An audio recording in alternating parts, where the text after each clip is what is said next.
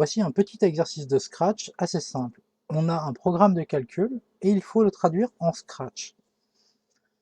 Donc analysons ligne à ligne. D'abord, on choisit un nombre.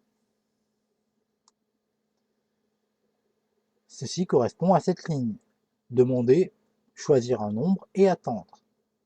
C'est-à-dire que l'ordinateur va vous afficher la question choisir un nombre, vous devez taper un nombre au clavier, ensuite entrer et ça passe à l'étape suivante. Ensuite, il faut mettre ce nombre au carré. On peut voir qu'il va stocker la réponse dans X.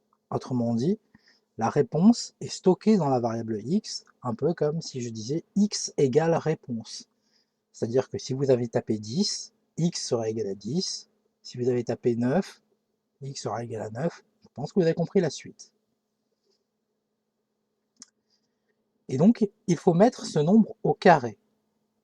Pour mettre ce nombre au carré, étant donné qu'on a stocké la réponse dans X, on va stocker dans Y le carré de X.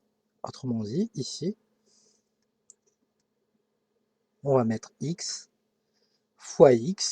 fois étant déjà tapé, et par conséquent,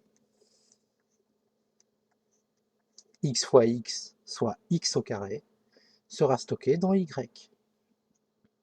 Il va falloir soustraire le triple du nombre de départ. On regarde ce qui se passe à la ligne 5 du programme en Scratch, et on a stocké dans Z 3x, 3 fois x. Autrement dit, le triple de x. Mais x était la réponse, c'est-à-dire le nombre choisi à l'étape 2. Par conséquent, on a stocké dans Z le triple du nombre de départ.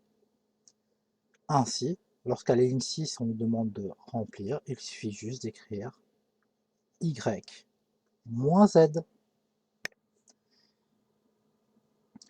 Et on aura bien soustrait le triple du nombre des départs à x au carré. Voilà un petit programme de réécriture d'un programme de calcul en Scratch. C'est une question qui est très courante. Ici, elle était un peu technique et rapportait 5 points sur 100.